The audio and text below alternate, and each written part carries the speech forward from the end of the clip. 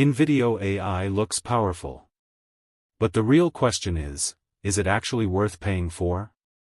Especially the $28 plan. In this video, I'll break down the pricing, real limits, and who this tool makes sense for, so you don't waste money.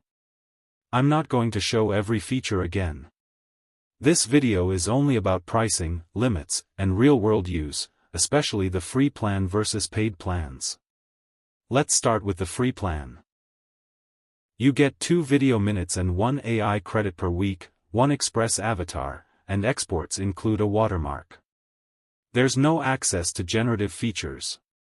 It's fine for testing, but not for real content creation. The most popular plan is Plus, at $28 per month. This gives you 10 credits, 50 video minutes, iStock access, unlimited exports, and unlimited image generation for 365 days. This is where InVideo AI actually becomes usable. Credits are the most important thing to understand. AI humans, generative videos, and some advanced features consume credits fast. If you plan to make videos daily, credits will run out quickly.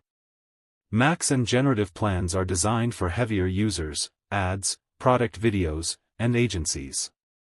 They lower the cost per credit and increase video minutes, but they're overkill for beginners. InVideo AI makes sense if you run a faceless YouTube channel, create product videos, make social media ads, or want fast videos without recording yourself. If you're a professional editor, want full timeline control, or expect unlimited AI video generation, this tool may not be for you. So, is InVideo AI worth $28? If you want fast, camera-free videos and understand the credit limits, yes, it's worth it.